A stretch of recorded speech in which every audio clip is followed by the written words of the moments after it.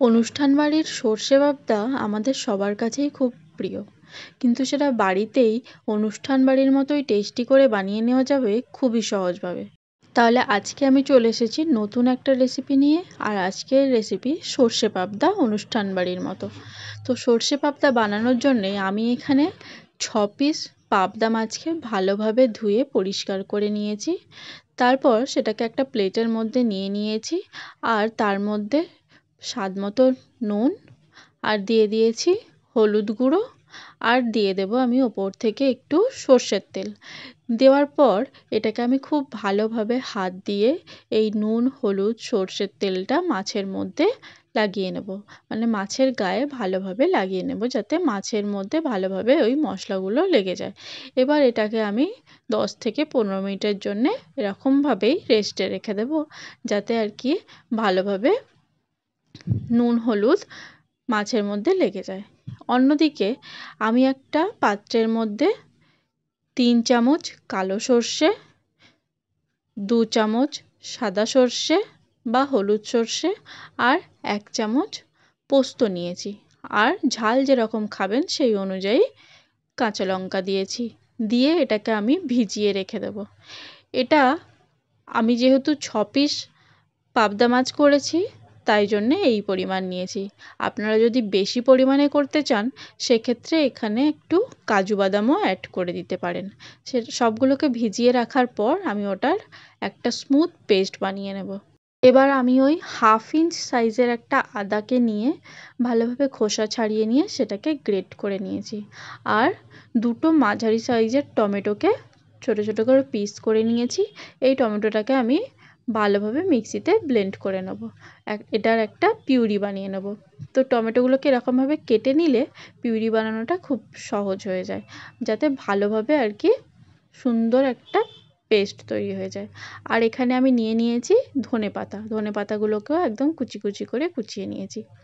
এবার একটা কড়াইতে সর্ষের তেল গরম হতে দিয়েছি। সর্ষের তেলটা আমি একবারেই বেশি পরিমাণে দিয়ে দিয়েছি, কারণ এটা দিয়েই আমি মাছ ভাজবো আর রান্নাও করব।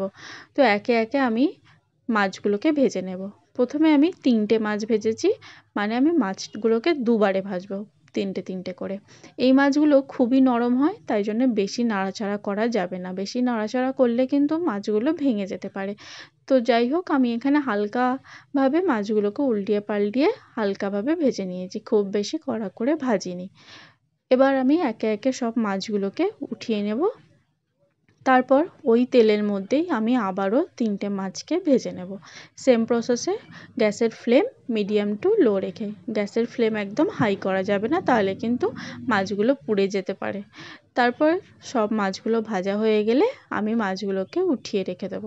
এবার আমি ওই সর্ষের তেলের মধ্যেই কালো জিরে 1 চামচ মতো ফোড়নে দিয়েছি, আর দিয়ে দিয়েছি ওই যে কুচিয়ে বা গ্রেট করে রাখা আদা। আমি এখানে গ্রেট করে দিয়েছি, তোমরা চাইলে কুচিয়েও দিতে পারো।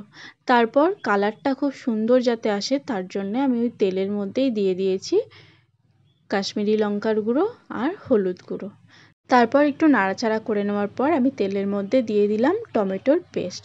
2টো টমেটোর পেস্ট দিয়েছি আমি এখানে। তারপর খুব ভালোভাবে ওগুলোকে কষিয়ে নিতে হবে। টমেটোটা ভালোভাবে কষিয়ে নিতে হবে, আর তার মধ্যে দিয়ে দিয়েছি আমি স্বাদ মতো নুন, আর টেস্টটা ব্যালেন্স করার জন্য দিয়েছি অল্প একটু চিনি। এবার টমেটোটাকে খুব ভালোভাবে মিশিয়ে নিতে হবে, খুব ভালোভাবে কষাতে হবে, যেন আর কি টমেটোর কোনো গন্ধ না থাকে। নাহলে ভালোভাবে না কষালে কিন্তু টমেটোর গন্ধ থাকবে একটা কাঁচা। এবার ভালোভাবে কষানো হয়ে গেলে আমি ওর মধ্যে ওই সর্ষে আর পোস্ত যে পেস্ট করেছিলাম কাঁচা লঙ্কা দিয়ে, সেটা দিয়ে দিয়েছি। আবারও আমাকে কিছুক্ষণ কষিয়ে নিতে হবে। এটা ভালোভাবে কষিয়ে নিতে হবে, আর যতক্ষণ পর্যন্ত না এটা দিয়ে তেল ছাড়তে শুরু করছে ততক্ষণ পর্যন্তই এটাকে কষাতে হবে। গ্যাসের ফ্লেম কিন্তু অবশ্যই মিডিয়াম টু লো রাখতে হবে, একদমই হাই করে রাখা যাবে না। তারপর যখন কষানো হয়ে যাবে আর ওপর থেকে তেল ছাড়তে শুরু করবে বুঝতে পারবো, তখন আমি দিয়ে দিলাম এখানে পরিমাণ মতো জল। পরিমাণ মতো জল দেওয়ার পর ভালোভাবে সেটা মশলার সাথে মিশিয়ে নিয়ে আমি এটাকে ফুটতে দিয়ে দিয়েছি ঢাকা চাপা দিয়ে। তারপর ঝোলটা যখন ফুটে আসবে তখন আমি ঢাকা খুলে দেব, আর ভালোভাবে যখন ঝোলটা ফুটে যাবে তখন আমি ওই ঝোলের মধ্যে একে একে সব মাছ ভাজাগুলো দিয়ে দেব।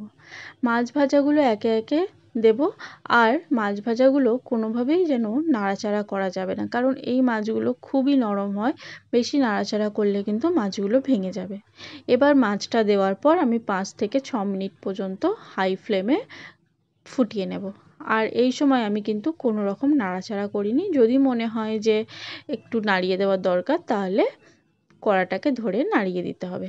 আর আমি দিয়ে দিয়েছি এখানে কাঁচা লঙ্কা গোটা গোটা আর কুচিয়ে রাখা ধনেপাতা ওপর থেকে দিয়ে দিয়েছি। তাহলে ভিডিওটা দেখে বুঝতেই পারলেন ঠিক কতটা সহজভাবে এই অনুষ্ঠান বাড়ির মতো সর্ষে পাবদা বাড়িতেই বানিয়ে নেওয়া যায়। আপনারাও বাড়িতে অবশ্যই ট্রাই করে দেখবেন। আর রেসিপিটা ভালো লাগলে সাবস্ক্রাইব আর ফলো করে দেবেন। Thank you.